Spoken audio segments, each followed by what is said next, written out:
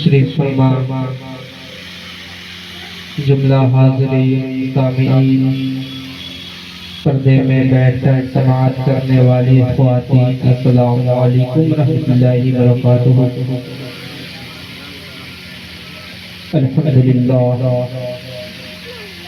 الحمدللہ رب العالمین والعاقبۃ للمتقین والصلاة والسلام على خير خلقه محمد وعلى آله وصحبه أجمعين، أما بعد فأعوذ بالله من الشيطان الرجيم، بسم الله الرحمن الرحيم۔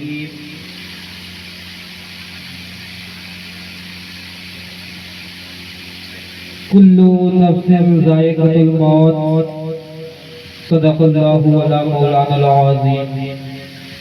وصدق رسوله النبي الأمين المكين المبين الكريم، ونحن على ذلك من الشاهدين والشاكرين،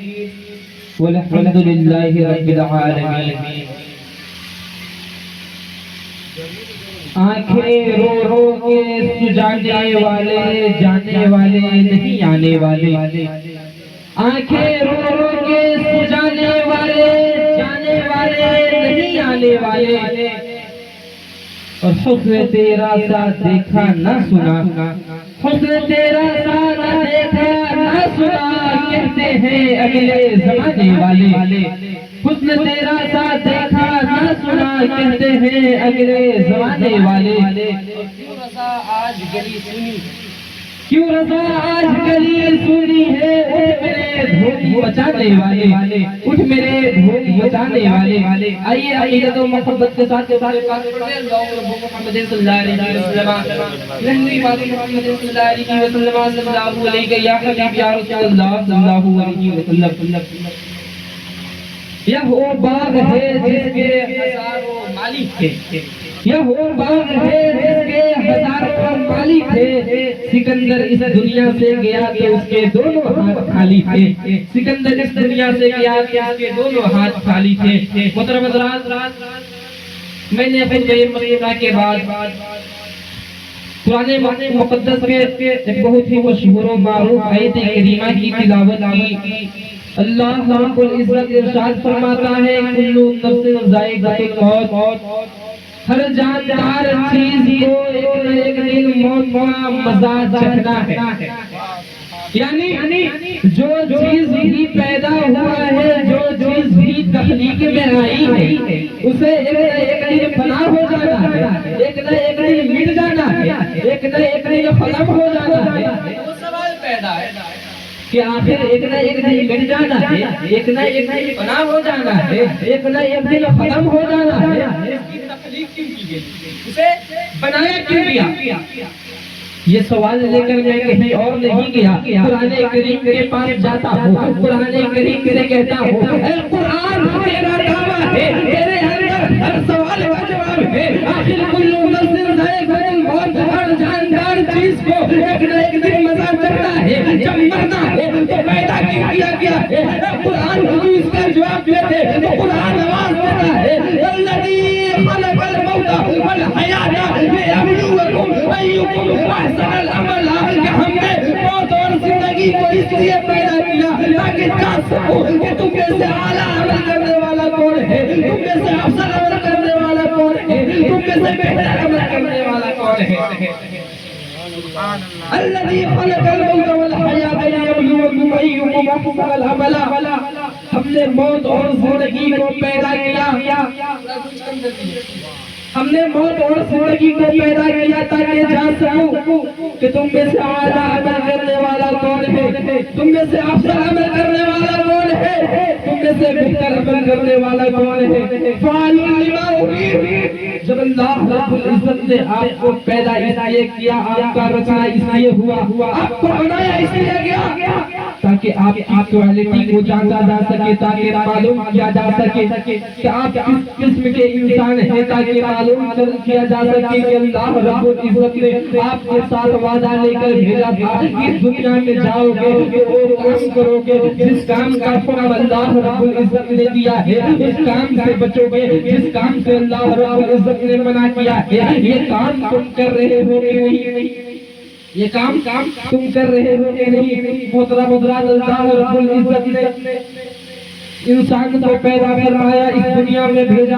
اور جنت بھی بنایا، جنت بھی بنائی، دوزخ بھی بنایا، مگر انسان کو یہ اختیار دیا کہ اگر وہ چاہے تو اپنا ٹھکانہ جنت بھی بنا سکتا ہے، اگر وہ چاہے تو اپنا ٹھکانہ جہنم بھی بنا سکتا ہے. اللہ رب العزت نے جنت بنایا اور حکم دیا کہ ایک کام کرو گے کہ جنت میں جاؤ گے، اگر میرے حکم کے خلاف جاؤ گے تو جہنم میں چلے جاؤ گے، اگر تم میرے حکم کے خلاف کام کرو گے تو جہنم میں ڈال دوں گا. جب آپ ایک کام کرتے ہیں، جو آپ وہ کام کرتے ہیں جس کام کا حکم اللہ رب العزت نے دیا ہے، آپ وہ حکم بجا لاتے ہیں تو اللہ رب العزت نے آپ کے لیے جنت بنایا ہے. اور اگر آپ وہ کام نہیں کرتے ہیں جس کام کا حکم اللہ رب العزت نے دیا ہے، بلکہ آپ نماز نہیں پڑھتے ہیں، آپ جوا کھیلتے ہیں، آپ چوری کرتے ہیں، آپ زنا کرتے ہیں، تو یقیناً جان لیں اللہ رب العزت نے جہنم کو بنایا ہے اور اس کا عذاب بہت سخت ہے، اتنا سخت ہے کہ کوئی انسان اس کا ایک قطرہ کسی انسان پر انسان ہی نہیں بلکہ پورے دنیا پر اگر جہنم کے آگ کا ایک قطرہ ڈال دیا جائے تو دنیا گناہ ہو جائے. اتنا سخت ہے دنیا، اتنا سخت ہے جہنم کا عذاب کہ اگر اس کا ایک قطرہ دنیا پہ ڈال دیا جائے تو دنیا فنا ہو جائے. آپ کا اختیار ہے، آپ چاہے تو اپنا ٹھکانہ جنت بھی بنا سکتے ہیں، آپ چاہے تو اپنا ٹھکانہ جہنم بھی بنا سکتے ہیں. اللہ رب العزت نے آپ کو پیدا اس لیے کیا ہے کہ آپ اس کے حکم کو بجا لائیں، اس کی عبادت کریں اور اس کے فرما برداری کریں اور ایک مسلمان دوسرے مسلمان کا ساتھ دے. اب میں سب سے اپنا میں کھڑا ہوا تھا وہ بات بتانا چاہتا ہوں. حضرت حضرت رومی ارشاد فرماتے ہیں ایک ملک ہے لوگوں غور سے سنیے گا، آپ کے لیے اس میں نصیحت بھی ہے. حضرت رومی فرماتے ہیں ایک ملک ہے لوگوں، اس ملک کا قانون بڑا عجیب ہے، اس ملک کا دستور بڑا عجیب ہے، اس ملک کا رواج بڑا عجیب ہے، اس ملک کا قانون یہ ہے، اس ملک کا قانون یہ ہے. اس ملک کے پہلے تاریخ کو جو بھی دوسرے ملک کا انسان آتا، جو بھی دوسرے کنٹری کا انسان آتا، اسے پردھان منتری بنا دیا جاتا تھا، اسے اس ملک کا راجہ بنا دیا جاتا تھا، مگر اس کے سامنے شرط رکھی جاتی تھی کہ تمہیں ایک سال کے لیے اپنا پردھان منتری بناؤں گا، تمہیں ایک سال کے لیے میں اپنے ملک کا بادشاہ بناؤں گا، مگر جیسے ہی ایک سال ختم ہوگا تمہیں ایسے جگہ چھوڑ آؤں گا جہاں پہ طرح طرح کے چرند و پرند ہیں، تمہیں ایسے جگہ چھوڑ آؤں گا جہاں بہت ہی خوفناک منظر ہے، لوگ آتے تھے، شرط منظور کرتے تھے اور راجہ بن جاتے تھے. جیسے ہی سال ختم ہوتا تھا اس درد بھرے ماحول میں، اس خوفناک ماحول میں وہ چلے جاتے تھے. بضابطہ اسی لیے ایک تاریخ کو اپنے ملک کے بارڈر پر کھڑے ہوئے ایک اللہ کا بندہ آتا ہے. اسی طریقے سے اپنے ملک کے بارڈر پر کھڑے ہوتے ہیں، انتظار کرتے ہیں کہ دوسرے ملک کا کوئی آدمی آئے، میں اسے بادشاہ بنا دوں، اسے اپنا پی ایم بنا دوں، اسے سال بھر کے لیے بناؤں، اس کے سامنے اپنے شرط رکھوں. ایک اللہ کا بندہ آتا ہے اور کہتے ہیں آپ میرے سال کے سب سے پہلے آدمی آئے، آپ میرے سال میں سب سے پہلے آدمی آئے ہیں دوسرے ملک سے، اور آپ میرے ملک کا قانون سنیں. میرے ملک میں جو بھی پہلے تاریخ کو آتا ہے اسے ہم اپنا بادشاہ بنا لیتے ہیں. مگر جیسے یہ سال ختم ہوتا ہے اس خوفناک منظر میں چھوڑاتے ہیں جہاں بہت ہی چرند و پرند ہیں، جس کے راستہ بہت خوفناک ہے، جہاں پہ طرح طرح کے جنگل جھاڑیاں موجود ہیں. اگر آپ چاہتے ہیں تو بادشاہ بن جائے، کرسی کی لالچ ہوتی ہے، ہر کوئی تیار ہو جاتا ہے. وہ اللہ کا بندہ بھی تیار ہو گئے اور اپنے ملک میں جاتے ہیں، وہاں پہ بادشاہ بن جاتے ہیں. پہلا حکم یہ دیتے ہیں مجھے اس جگہ سیر کرایا جائے، مجھے اس جگہ گھمایا جائے جہاں سال بھر بعد مجھے چھوڑ آؤ گے. بادشاہ کا حکم ہے، اس جگہ کا سیر کرایا جاتا ہے، اس جگہ گھمایا جاتا ہے جہاں پہ سال بھر بعد مجھے چھوڑ آنے والے تھے. جاتے ہیں گھماتے ہیں. انہوں نے دوسرا حکم دیے کہ یہاں سے میرے ملک سے لے کر اس جگہ تک، اس جنگل تک ایک خوبصورت راستہ بنایا جائے، ایک بہت ہی خوبصورت راستہ بنایا جائے جس میں طرح طرح کے کلیاں لگائی جائے، جس میں طرح طرح کے پھول لگائے جائے، بہت ہی حسین و جمیل راستہ بنایا جائے۔ تقریباً 2 مہینے میں وہ راستہ تیار ہوتا ہے۔ دوسرا حکم یہ دیتے ہیں کہ اس جگہ کی صفائی کرائی جائے جہاں مجھے چھوڑ آنے والے، اس جگہ کی صفائی کرائی جائے جہاں مجھے چھوڑ آنے والے ہو۔ بادشاہ کا حکم ہے اور یہ حکم کو بھی مان لیتے ہیں۔ تیسرا حکم یہ دیتے ہیں کہ اس جگہ میں ایک بہت ہی شاندار قلعہ بنایا جائے، ایک بہت ہی شاندار قلعہ بنایا جائے۔ چنانچہ بادشاہ سال بھر یہی کام کراتا رہا، جہاں اسے چھوڑ آنے والے ہیں اسی کی تیاری کراتا رہا۔ اس کی تیاری مکمل ہوئی ہے، اپنے ملک میں بیٹھا ہوا ہے، وہ انتظار کر رہا ہے وہ لوگ آئے جنہوں نے مجھ سے وعدہ کیا تھا، جنہوں نے مجھ سے عہد لیا تھا کہ سال ختم ہونے کے بعد آپ کو اس جنگل میں چھوڑ آئیں گے۔ وہ انتظار کرتے ہیں، اگر کوئی لینے والا نہیں آتا ہے، اگر کوئی لینے والا نہیں آتا ہے، وہ اپنے وزیر کو بھیجتے ہیں اور کہتے ہیں خدا کو لگاؤ جنہوں نے مجھ سے وعدہ کیا تھا کہ سال بھر بعد چھوڑ آئیں گے، وہ آخر ہے کہاں، وہ آخر موجود ہے کہاں۔ وزیر جاتا ہے، ان لوگوں کو لے کر آتا ہے، آنے کے بعد بادشاہ پوچھتا ہے کہ تم نے مجھ سے وعدہ لیا تھا، تم نے مجھ سے عہد لیا تھا کہ سال بھر کے لیے بادشاہ بناؤں گا، مگر جیسے ہی سال ختم ہوگا وہ جنگل میں چھوڑ آؤں گا۔ سال ختم ہو چکا ہے، آپ لوگ لینے کیوں نہیں آئے ہیں؟ انہوں نے جواب دیا کہ آپ ہمیشہ کے لیے ہمارے بادشاہ ہیں، آپ ہمیشہ کے لیے ہمارے بادشاہ ہیں۔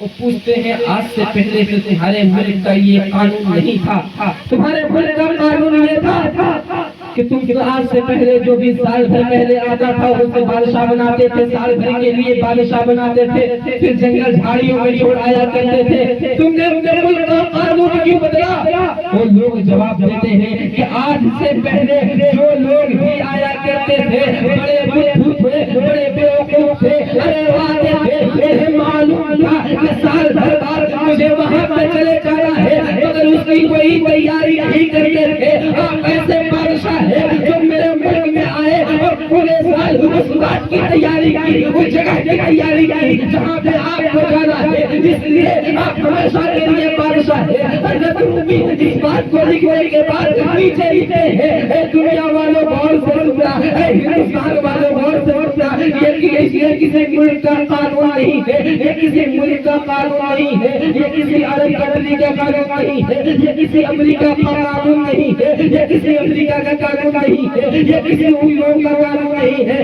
بلکہ یہ قانون اور پیدا ہونے والا بچے کا ہے۔ اگر جب کوئی بچہ پیدا ہوتا ہے اس کے والدین اسے سر پر بیٹھا لیتے ہیں، جب کوئی پیدا ہوتا ہے اس کے والدین اس کے رشتہ دار اسے بادشاہ بنا لیتے ہیں۔ جب بچہ دھیرے دھیرے بڑا ہوتا ہے اسے معلوم ہوتا ہے کہ ایک نہ ایک دن تجھے قبر کے کالی کوٹھیوں میں سونا ہے، ایک نہ ایک دن تجھے اس دنیا میں چھوڑ کر جانا ہے، مگر اس کی کوئی تیاری نہیں کرتا ہے، اس کا کوئی فکر نہیں کرتا ہے، مگر اسی میں کچھ لوگ ہوتے ہیں کہ نہیں یہ معلوم ہوتا ہے کہ ایک نہ ایک دن تجھے قبر کے کالی کوٹھیوں میں سونا ہے، اور پوری زندگی اسی بات کی تیاری کرتے ہیں کہ ایک نہ ایک دن تجھے قبر کے کالی کوٹھیوں میں سونا ہے۔ اور جو اس دنیا میں رہتے قبر کی تیاری کرتے ہیں، قسم خدا کے اس دنیا میں بھی کامیاب ہوتے ہیں اور قبر میں چلے جاتے ہیں تو وہاں بھی کامیاب